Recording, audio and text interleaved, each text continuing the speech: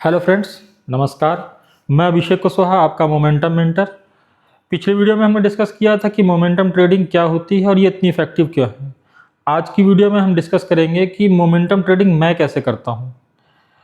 मैंने अपने पिछले 7-8 साल के अनुभव के आधार पे मोमेंटम ट्रेडिंग के लिए जो प्रोसेस इवॉल्व किया था, वो थोड़ा लेंदी था, थोड़ा टाइम टेकिंग था। मैं ज़्यादा स्टॉक्स एनालाइज नहीं कर पाता था, तो मैंने अपने पूरे प्रोसेस को कंसाइज करके 4 इंडिकेटर के फॉर्म में कोड कर दिया है और इन चारों इंडिकेटर के कंबाइंड सेटअप को मैं एमएसआई सेटअप कहता हूँ। एमएसआई सेटअप का मीन्स है मोमेंटम स्ट्रेंथ इंडेक्स सेटअप। ये सेटअप बेसिकली मोमेंटम की स्ट्रेंथ और उसकी गेज को नापता है, उसकी स्पीड को नापता है।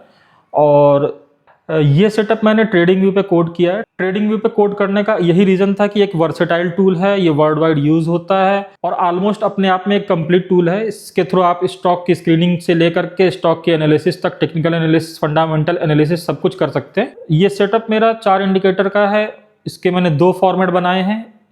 इसका एक कॉम्पैक्ट वर्जन है और एक कंप्लीट वर्जन है। कॉम्पैक्ट वर्जन में 2 इंडिकेटर्स हैं और कंप्लीट वर्जन में 4 इंडिकेटर हैं। कॉम्पैक्ट वर्जन को आप फ्री ट्रेडिंग व्यू के फ्री वर्जन के साथ यूज कर सकते हैं और जो 4 इंडिकेटर का कंप्लीट सेटअप है उसको आप पेड वर्जन के साथ यूज कर सकते हैं। Paid version means pro plus या उसका प्रीमियम। चलिए अब आपको अपनी स्क्रीन पे ले चलता हूं और दिखाता हूं कि ये एमएसआई सेटअप में मेरे एंट्री और एग्जिट सिग्नल किस तरीके से आते हैं और ये कितना इफेक्टिव है। जब भी ये एंट्री और एग्जिट सिग्नल आते हैं तो कितना मूव मिलता है हमें और कब और किन कंडीशंस में एग्जिट सिग्नल आ जाता है। चलिए फ्रेंड्स, अब हम कंप्यूटर स्क्रीन पे आ गए हैं और यहाँ से समझने की कोशिश करते हैं कि सेटअप क्या है, किस तरीके का है। और यहाँ पे यदि एंट्री और एग्जिट सिग्नल आते हैं तो हमें कब, कहाँ पे क्या एक्ट करना चाहिए, किस तरीके से हमको एंट्री एग्जिट अपनी समझनी चाहिए, अलर्ट सिग्नल पे हमको क्या एक्ट करना चाहिए। और जब भी सिग्नल आता है तो यदि आप सही डिसीजन और सही तरीके से एंट्री करते हैं तो ये कितना इफेक्टिव होता है। देखिए, सबसे पहले यहाँ पे मैं आपको बता देता हूँ कि ये जो आप इस वक़्त देख रहे हैं स्क्रीन पे, ये एक एमएसआई का कंप्लीट सेटअप है। देखिए, सबसे पहले यहाँ पे ऊपर का जो इंडिकेटर है इसको एनहांस्ड वॉल्यूम इंडिकेटर कहते हैं और ये आपका एमएसआई का कॉम्पैक्ट वर्ज़न है जो कि इस आपके प्राइस चार्ट पे लगता है। ठीक है? उसके नीचे यहाँ पे आपका एमएसआई इंडिकेटर है ये और यहाँ पे आपका मोमो कैंडल इंडिकेटर है। ठीक है, तो यहाँ पे देखिए सेटअप में जब भी ग्रीन ज़ोन आता है, ये देखिए पीछे साइड पे बैकग्राउंड कलर ग्रीन हो जाता है, राइट? ये ग्रीन है, ये ग्रीन है। तो ये आपका उस टाइम पे ट्रेड लेना है आपको और एंटर करके बने रहना है। अलर्ट सिग्नल जब भी येलो आता है, तो ये सिग्नल बताता है आपको कि यहाँ पे मुझे अपनी क्वांटिटी या तो कम कर लेनी चाहिए या फिर आप यहाँ पे निकल जाइए, एग्ज़िट हो जाइए। कि जैसे यहाँ पे इस पर्टिकुलर स्टॉक में, यहाँ पे इसमें बाय सिग्नल देखिए यहाँ पे आया था, ये लिखा है PUY बाय। इसको मैं थोड़ा ज़ूम आउट करूँगा तो शायद आपको दिखे ये चीज़ क्लियर है। और यहाँ पे देखिए जैसे येलो ज़ोन शुरू हुआ, यहाँ पे अलर्ट सिग्नल आया। मतलब यहाँ पे बाय सिग्नल जनरेट होता है और कोई ख़ास मूव नहीं आता है तो ये स्टॉक आपको अलर्ट सिग्नल दे देता है कि अभी इसमें कोई मूव नहीं आ रहा है, आप यहाँ पे निकल जाइए। अलर्ट सिग्नल के बाद दोनों ही पॉसिबिलिटी होती है, या तो आपका रेड सिग्नल आ जाएगा, यानी कि एग्ज़िट सिग्नल आ जाएगा, रेड बैकग्राउंड हो जाएगा और या तो फिर वापस से ग्रीन बैकग्राउंड हो जाएगा, यानी आपका बाय सिग्नल आ जाएगा। तो यदि देखिए एक बार बाय सिग्नल आने के बाद जब तक एग्जिट सिग्नल नहीं आता है, वापस से यहाँ पे बाय सिग्नल के लिए फिर से सिग्नल लिख के नहीं आएगा। तो देखिए यहाँ पे एक बार बाय सिग्नल आ गया, फिर अलर्ट सिग्नल आ गया। तो बाय सिग्नल के बाद यदि अलर्ट सिग्नल आता है, इसका मतलब कि आपको यहाँ पे अपनी क्वांटिटी कम करनी है या फिर निकल जाना है।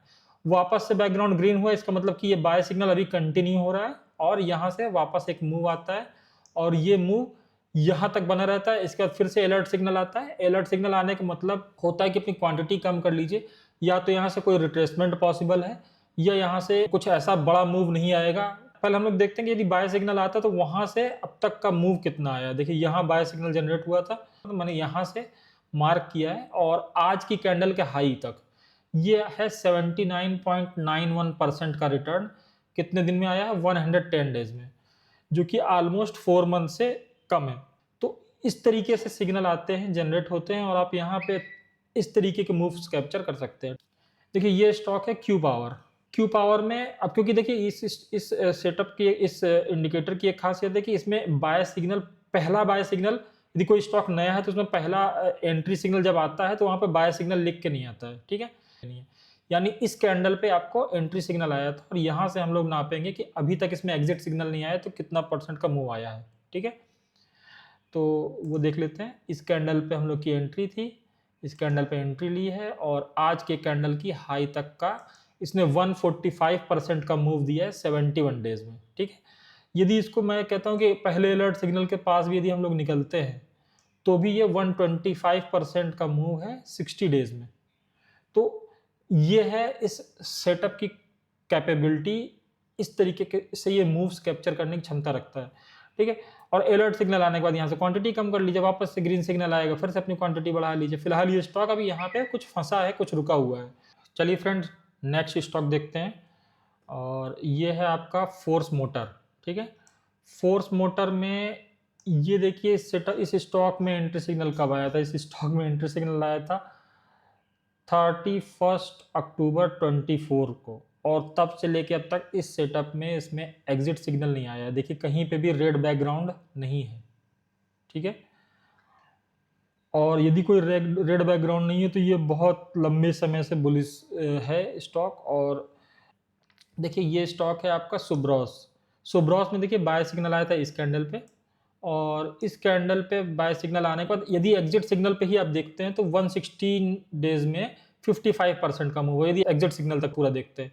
मगर यदि हम देखते हैं कि नहीं आपको अलर्ट सिग्नल पे ही निकलना है तो अलर्ट सिग्नल पे भी आपको 56% का यहाँ पे मूव मिलता है 88 डेज में। लगभग उतने % के प्रॉफिट पे ही आप निकल पाए अलर्ट सिग्नल पे, मगर यहाँ पे दिन कम लगे, मतलब आपका पैसा फालतू में इतने दिन फंसा नहीं रहा। सेटअप में मैंने एक चीज और जोड़ी है, एक ट्रेलिंग स्टॉप लॉस की लाइन है जो लगातार यहाँ पे ऑरेंज कलर की चल रही है। ये ट्रेलिंग स्टॉप लॉस की लाइन आपको थोड़ा सा पहले निकाल देती है। देखिए यहाँ पे वो लाइन हिट होती है इस कैंडल पे, यानी कि यदि आप इस ट्रेलिंग स्टॉप लॉस को भी फॉलो करते हैं तो आपको निकलना होता है तो आप इस कैंडल पे भी निकल सकते हैं, तो आपका प्रॉफिट थोड़ा सा ज्यादा होता है। नेक्स्ट स्टॉक है आपका आशापुर माइन कैम्प। मतलब ये मैं सेलेक्ट नहीं किए मतलब रैंडमली, क्योंकि मैं इनमें ट्रेड भी किया है तो मेरे ये वॉच लिस्ट में लगे हुए हैं। अभी देखिए ये स्टॉक है, इस स्टॉक में यहाँ बाय सिग्नल आया, मगर क्या आपको यहीं घुसना चाहिए, यहीं पे आपको एंट्री लेना चाहिए? नहीं। थोड़ी सी वही कहानी ना, टेक्निकल एनालिसिस की हल्की सी नॉलेज आपकी एंट्री और प्रिसाइज कर देती है। तो यदि आप यहाँ से एक छोटी सी ट्रेंड लाइन यदि ड्रॉ करते हैं तो ये ठीक है, ये आपका एक राइजिंग वेज जैसा फॉर्मेशन हो जाएगा।